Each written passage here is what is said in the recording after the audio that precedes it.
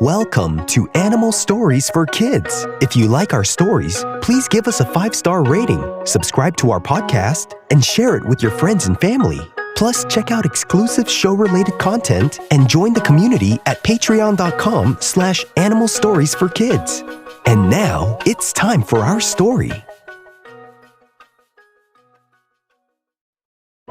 Once upon a time, there was a banjo catfish named Thomas. Thomas the banjo catfish lived in the deep, slow-moving waters of a muddy river, where he would spend his time being perfectly still. He was an expert at blending in with the riverbed, his flattened body looking just like a piece of driftwood covered in silt. Being a banjo catfish meant that Thomas was a master of disguise. After all, hiding was what he did best. But today, Thomas the banjo catfish had a problem. His favorite hiding spot, a cozy little dip in the mud beneath a tangle of roots, was gone. A strong current moved and changed the riverbed, filling in his secret resting place with sand. "Oh, no. My hiding spot," Thomas groaned, his whisker like barbels twitching in distress. "Now where will I rest during the day? Where will I hide from hungry fish and nosy creatures?" Thomas the banjo catfish didn't swim like other fish. He preferred to shuffle along the bottom, using his pectoral fins to push himself forward in slow, careful movements. So instead of zipping around looking for a new hiding place, he scooted along the riverbed, kicking up tiny clouds of silt as he searched. As he moved along, a pair of small, round eyes peeked out of the sandy bottom. A freshwater stingray, mostly buried under a thin layer of mud, lifted its flattened body slightly and flicked its long tail. The stingray asked Thomas the banjo catfish, "Thomas, why are you stirring up all that muck?" Thomas replied, "My hiding spot is gone. I need a new one before it gets too late." The stingray stretched out its fins and said, "If you're looking for a hidey hole, I'd stay away from the sunken log near the river bend. A big, grumpy electric eel moved in there, and he is not in a sharing mood." Thomas the banjo catfish shuddered and said, "Oh no, I do not want to hide near an electric eel. Thanks for the warning." The stingray gave a lazy flick of its tail and settled back into the mud, disappearing once again. Thomas shuffled past a bed of rotting leaves and wondered if it would be a good hiding place, but they weren't thick enough to cover him. He pushed his way under a sunken piece of bark, but it was too wobbly and drifted away with the slow current. "This is harder than I thought," Thomas the banjo catfish grumbled. Just then, something moved nearby, stirring up a small cloud of mud. It was the freshwater stingray again. This time, it was using its flattened body to wiggle deeper into the soft dirt, covering itself completely in a perfect, cozy hiding spot. Thomas's whiskers twitched. "That looks very cozy," he said to himself. As soon as the stingray was fully buried, a small school of fish came by above, and the stingray got out of its hiding spot to chase the fish. Right when the stingray left its hiding spot, Thomas the banjo catfish scooted over and inspected the little trench that the stingray made. Maybe I can burrow like that too," Thomas said. With a slow shuffle, he pushed himself forward into the loosened mud. His head fit perfectly, his fins tucked in snugly. "Yes, this is it," Thomas the banjo catfish whispered happily. But just as he settled in, something unexpected happened. The mud was still soft from the stingray's movements, and before Thomas could stop himself, plop! He sank even deeper into the hole. The ground was softer and deeper than he thought. He also wasn't thinking about the difference in size between him and the stingray. "Oh no," he muttered, wiggling his fins. He was stuck. Tomas the banjo catfish struggled, his tail flopping slightly, but he wasn't strong enough to push himself out. Well, this is embarrassing, he said to himself.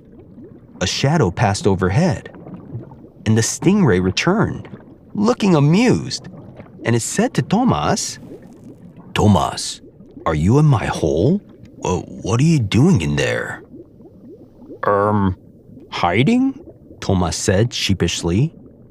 I lost my old hiding spot, and I thought this one would work, but now I'm stuck.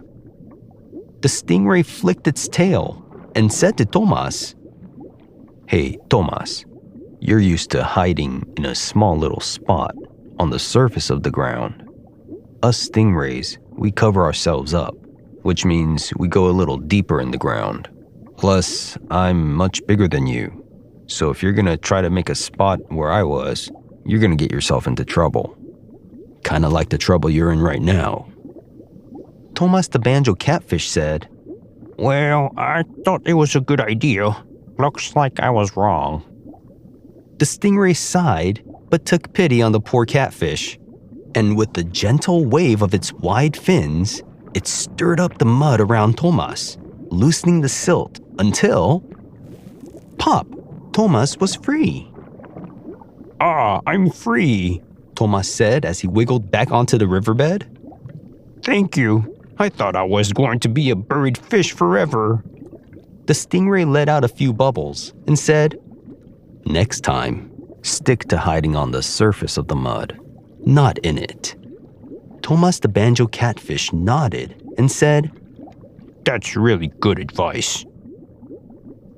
Still, he was back to the same problem. Where would he hide? Just then, a gentle current pushed a clump of river plants toward him. Tomas blinked. The floating plants tangled together in a way that made a natural shelter. It looked perfect. With a flick of his fins, Tomas the banjo catfish shuffled under the plants. They were resting lightly on top of him, covering him just like his old hiding spot. This is perfect, Tomas said, settling into the soft riverbed. It's even better than before, and I didn't even have to bother the electric eel by the sunken log. The stingray peered at him from nearby and said, "See, you didn't need a burrow after all." Tomas smiled and said, Nope, but I did need a little help. Thanks. The stingray gave a small, approving flick of its tail before sinking back into the mud. Tomas nestled into his new hiding place, feeling safe and snug once again.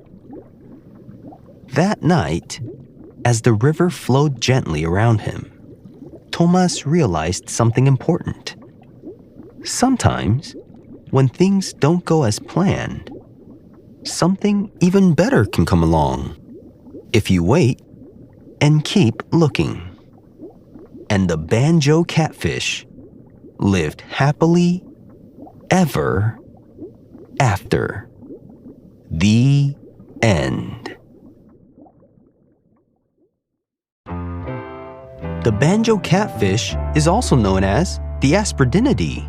They're also nicknamed Guitarita catfish and the burrowing catfish, and are a small South American family of catfishes with about 43 species. The banjo catfish can be found throughout the major tropical rivers of South America. The name banjo catfish refers to their body shape that has an appearance of a banjo, the musical instrument. Banjo catfishes have rough and bumpy skin because it's covered with tiny hard bumps. The banjo catfish has a flat-shaped body with a broad head and a long, thin tail. They have small eyes on top of their heads, allowing them to see while staying hidden in the riverbed. Banjo catfishes have delicate fan-like fins that help it move slowly along the floor underwater.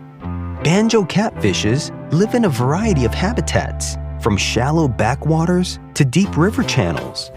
During the day, some can be found resting slightly buried under leaves or the soft dirt underwater. You can also find them in brackish water habitats like mangrove swamps. They are able to swim like other fish, but they also can propel themselves by pumping water through their gill openings to move across the floor in the water. Banjo catfish are nocturnal, and they're also solitary creatures. The banjo catfish comes in all sorts of sizes. Some are very small, less than 2 inches long, and some can grow up to 15 inches long. The banjo catfish can have different colors like brown or gray, which help them blend into the muddy river bottoms where they live. Banjo catfishes like to stay at the bottom of rivers where there's mud and leaves. This helps them hide from other animals. Banjo catfishes are omnivores, and they are not picky eaters. They eat small water animals and bits of plants they find while moving slowly on the river bottom. Banjo catfishes are very good at hiding. They often stay still and blend into the mud to avoid being seen. Banjo catfishes move slowly and like to stay at the bottom of the river. Banjo catfish mothers incubate their eggs by attaching the fertilized eggs to their underside and carrying them around until they hatch. Have you seen a real-life banjo catfish before? If you have, where did you see it? If you want to write to us, ask your parent to email us at animalstoriesforkids@gmail.com and tell us what you think of our stories. We would love to hear from you. Thanks for listening to Animal Stories for Kids. If you like our stories, please give us a 5-star rating, subscribe to our podcast, and share it with your friends and family. Plus, check out exclusive show-related content and join the community at patreon.com/animalstoriesforkids. Until next time, bye!